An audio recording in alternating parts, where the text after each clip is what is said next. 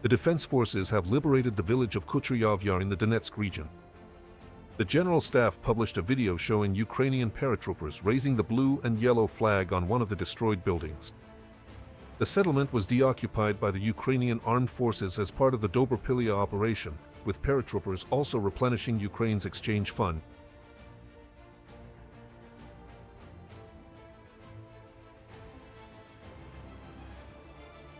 Ukrainian drone operators thinned out the enemy's artillery ranks, delivering precise strikes against Russian units on one section of the front, destroying a Grad multiple rocket launcher system and 2 cannons. Since the beginning of the day, there have been 56 combat engagements on the front line.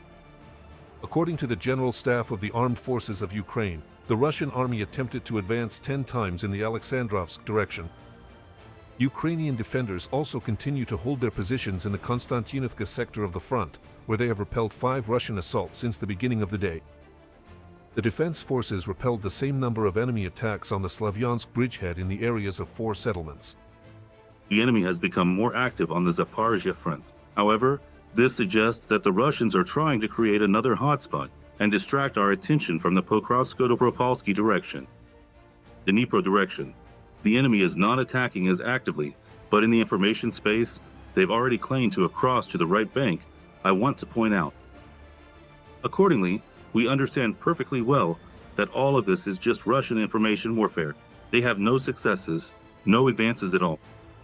The situation remains most difficult in the Pokrovsk direction.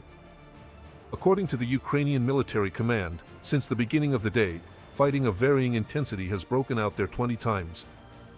The Russian army stormed the positions of the defense forces in the areas of 8 settlements. In Pokrovsk, it's a well-known fact that sabotage groups broke through all the way to the railroad, where they were destroyed.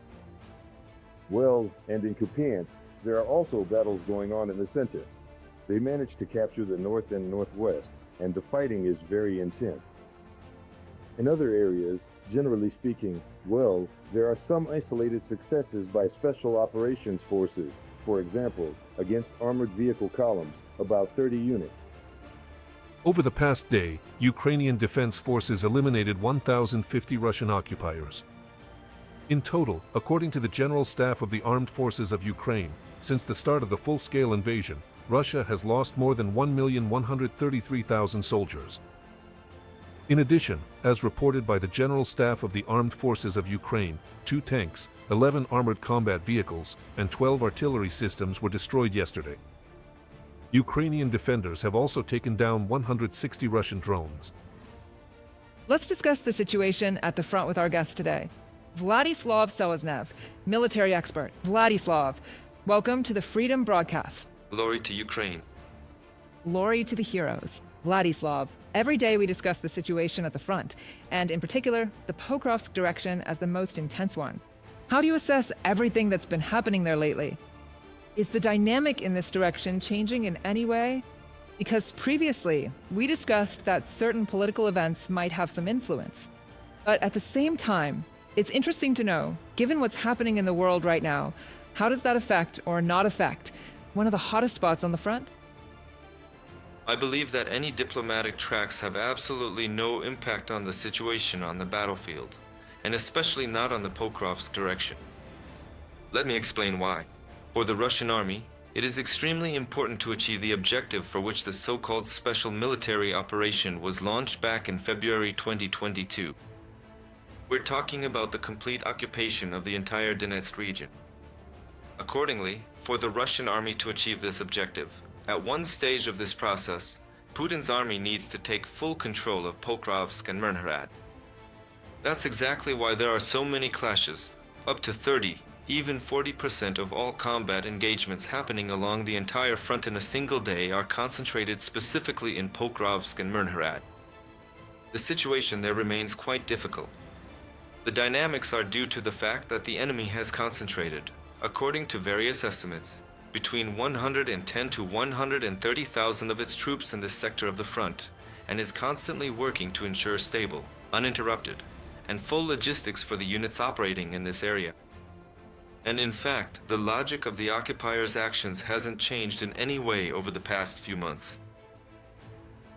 After realizing the futility of their attempts at frontal assaults, or so-called meat assaults on our positions near Pokrovsk and Myrnohrad, they are now trying to use two tactics in this sector of the front. In one case, they used the so-called infiltration tactic, slipping through our defensive lines into the depths of the settlement, operating in small and even ultra-small infantry groups, sometimes with as few as 2 people in each group. The second tactic is that they expand the area of semi-encirclement or partial encirclement of our defenders who are located within these settlements, aiming to cut off key logistical routes that currently supply our forces operating there. Basically, the enemy's logic is absolutely clear. Resources are a key factor that affects the situation on the battlefield, and taking key logistical routes under fire control will significantly complicate the actions of Ukrainian defense forces in the defense of Pokrovsk and Myrnohrad. It's a difficult situation. All military observers and analysts who closely follow the developments around Pokrovsk and Myrnohrad acknowledge this. Nevertheless, fierce fighting has been going on in this section of the front for over a year now. They are drawing a huge number of Russian forces and resources to themselves. Yes, more and more frequently, enemy sabotage and reconnaissance groups are being detected right in the settlement itself. Accordingly, in turn, Ukrainian defense forces are operating as well. By conducting search and raid operations, they identify these Russian assault troops and eliminate them. Vladislav, tell me, there was earlier information that Putin's Federation, Russia, is preparing some kind of large-scale offensive operation, or is trying to carry out its plans somewhere, at least as it sees them, with implementation in the fall and winter of 2025 to 2026. Do you see any signs or prerequisites for this? Or basically, are they just sticking to the directions they've already chosen, trying to push through somewhere, as you said, by changing tactics, slipping through in places where they manage to and where such opportunities arise? Yes, absolutely. They are constantly looking for weak spots in the Ukrainian defense, and it's precisely in these areas of the front that they concentrate the maximum number of their forces and resources. I still believe that in the coming months, the enemy will focus its efforts not only on the Pokrovsk-Myrnohrad direction, but will also direct a significant portion of its forces and resources to the south of the Zaporizhia region. Certain developments on the battlefield in the Orikhiv direction near Stepnohursk, as well as in the Heliopol direction, give me grounds to make this claim. Yes, of course, the enemy is trying to carry out Vladimir Putin's plan and intention by force of arms, occupying Ukrainian territories. But the Ukrainian army, in turn, has also seriously prepared for such active operations, such activities from the Russian army. That's why the enemy has very far-reaching and large-scale plans. But when it comes to actually carrying them out, there are certain problems, because the resilience of our defense, in fact, amazes many experts who are closely watching this process.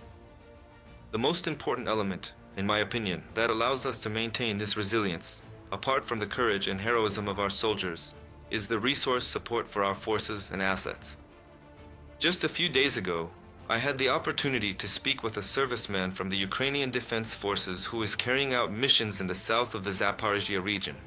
He assured me that over the past few weeks, not only has the pace and intensity of artillery fire by Ukrainian units increased significantly, but also he emphasized that this work is practically happening around the clock, 24/7.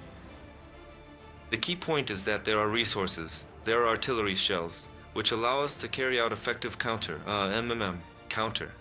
battery operations, artillery duels, and accordingly provide fire support for our units that are carrying out defensive tasks. This is actually good news, because when we have the means, the enemy doesn't have a single chance to make any significant advances into the depths of our defensive lines and positions. The situation at the front, but it would be strange to assume that the war started by Russia would not affect Russia itself, I mean territorially. And it's interesting to discuss with you that Russia has already admitted that they can't cope with the attacks by Ukraine's defense forces on oil refineries in Russia. So, in response, the Russian Ministry of Defense has decided to bring in reservists to guard these facilities. We're talking about Russians who voluntarily signed a contract to be in the mobilization reserve. First and foremost, they'll be trying to shoot down Ukrainian drones. We know that Russia is unable to protect its oil refineries.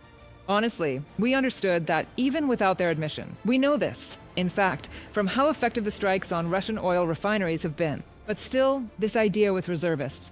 How effective could it actually be? And how much could it complicate strikes on Russian oil refineries?